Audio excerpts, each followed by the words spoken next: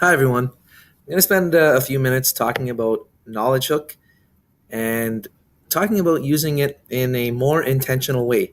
Because one of the things that we're seeing out there in our system and in our schools is that we have amazing buy-in when it comes to using Knowledgehook as a way to keep our students meaningfully using the tool and meaningfully engaged.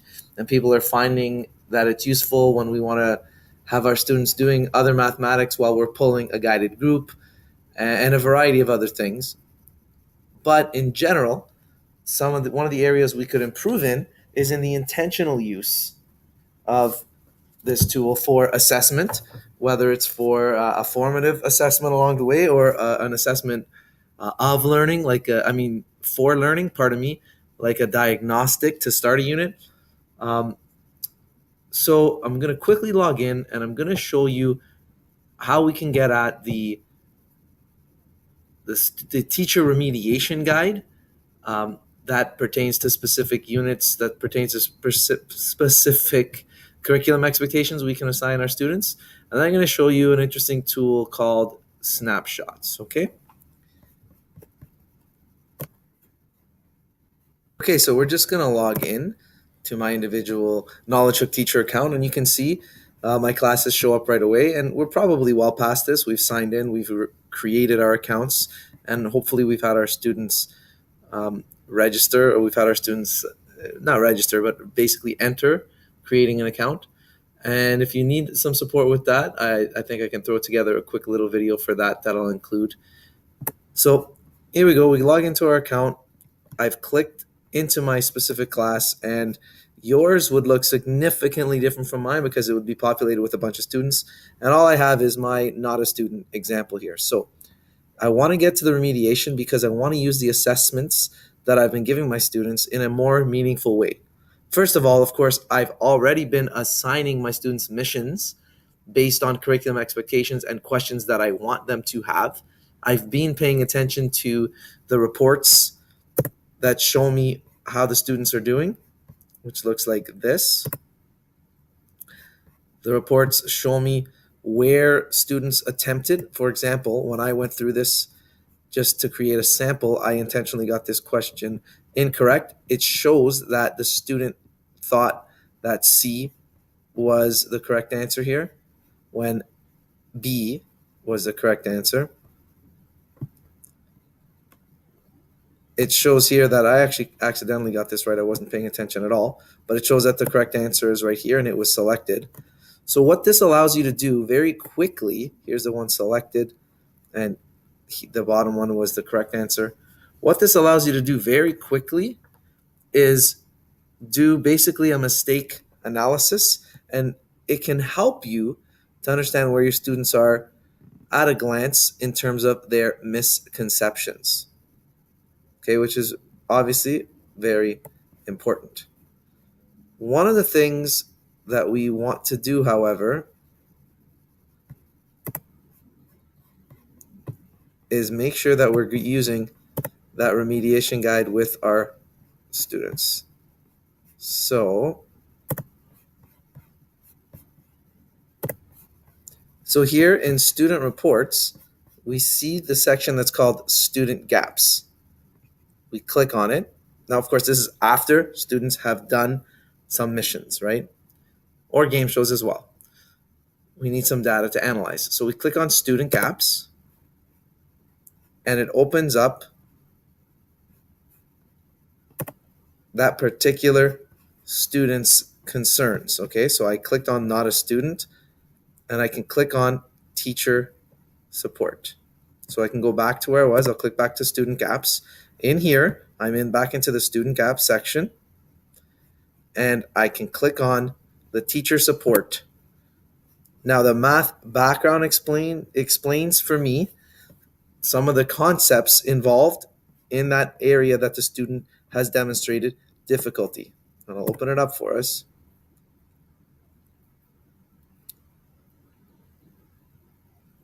And it generates this document that looks like this.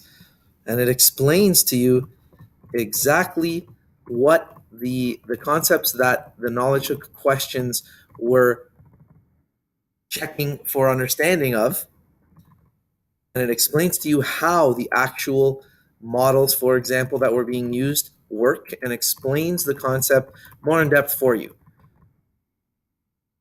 and how the manipulatives or the virtual manipulative or the tool being used is supposed to be used. It just gives you a little bit, again, exactly as the document is titled, gives you a little bit more background in the math that was coming out in those questions.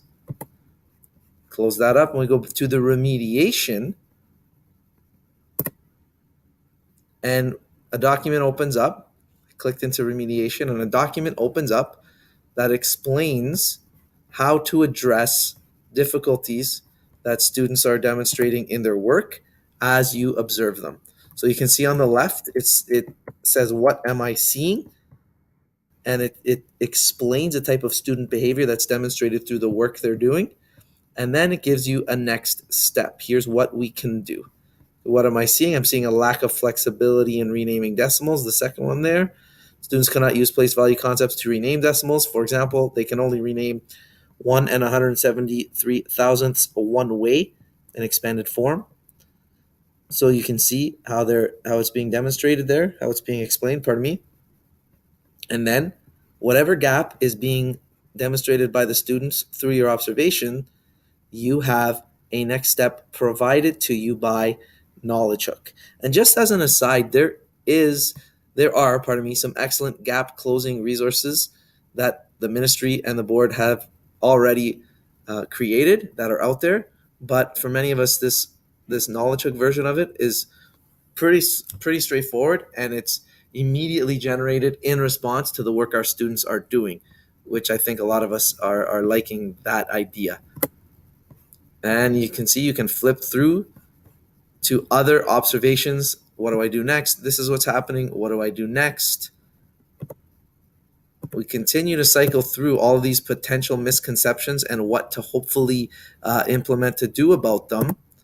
And eventually we get to some possible remediation questions. And when I see these questions, I do think a little bit about leaps and bounds. But again, I think we're eliminating the step of having to personally mark the diagnostic and then analyze it. We're going straight to being able to analyze it because Knowledgehook does the marking for us. I think that's a big step and a big time saver. And then through this remediation guide, we are getting a what to do when A, B, or C happens. And we're getting some questions to support the work we're trying to do to remediate the student difficulties. So hopefully that makes sense and we get an opportunity. It even has the answers included as I flip through. Hopefully that makes sense. And it explains a little bit how to use the remediation guide, but also why we might want to use the remediation guide. So just again, really quickly, when we have our student view, we open up the student by clicking on her or him, and then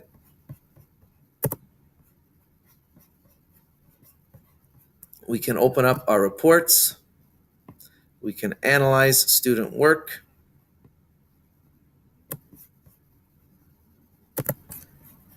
And lastly, as I was saying, when you're in the main menu, you can go straight to reports. And when we get to reports, you can go straight to the student gaps, which will list your students for you. I only have the one. And you can view the teacher supports for that student that'll be specific to her or his needs. We can view the math background that gives us the theoretics, and we can view the remediation guide that gives us a next step when we observe different student behaviors and misconceptions within the mathematics, and gives us some questions to work through for remediation. Hopefully that gives you an idea of how you can intentionally use Knowledgehook a little more than just another math activity. It's one that's really rooted in assessment, and it really helps us to bring out and elevate, and I hate to use that buzzword, but elevate assessment within our practice. Thanks very much. I hope that was helpful. And as always, please let me know how I can help you further. Thanks a lot.